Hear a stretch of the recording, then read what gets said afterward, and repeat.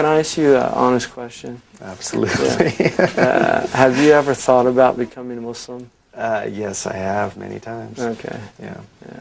Because I thought you had. I mean, frankly, I don't. With a brother like Hamza, I don't know how you could not think about becoming a Muslim. It would be, you just weren't paying attention if you hadn't. So. Yeah. Okay. Well, whenever you're ready, let me know. You'll be the first to know. Yeah. We heard your conversation with Sheikh Hamza inside, and actually you said something very interesting. I mean, you said, how could somebody have a brother like Sheikh Hamza and not think of Islam, okay, or become Muslim? We would just like to know, I mean, why until now? I mean, what's going through your mind? What's your thinking? I mean, do you reject it completely? Is it something you're thinking of? What's really sort of, why are you resistant, Well, I would say, first of all, that Hamza is a teacher, right? And I think Hamza is somebody who loves Islam so much. I mean, very, very deeply. And whenever you have a teacher that loves his subject, whatever he's teaching, in this case Islam, it's very infectious and everybody feels it. And I think everybody begins to love the same thing. With that kind of background, what I tend to see is something that is very attractive as a religion. But as far as why I haven't converted to Islam yet, I would just say that I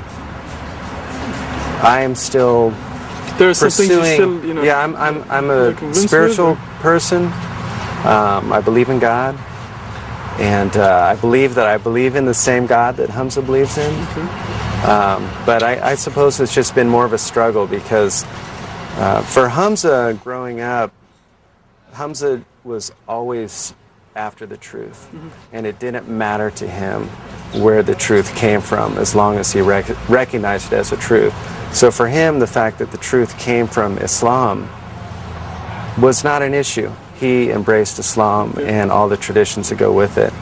For me, I'm not quite as bold as Hamza, and so I've still got all those Western conventions in my head. I grew up in a family with many different influences, Christian influences, Buddhist influences.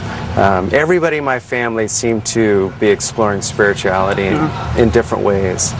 So I'm still struggling with that. So you're not a little rejecting bit. it, but not at all. One of the striking things, positively striking, I found is the tolerance you both have for each other. I mean, obviously you have different religions, even though the same God, like you said.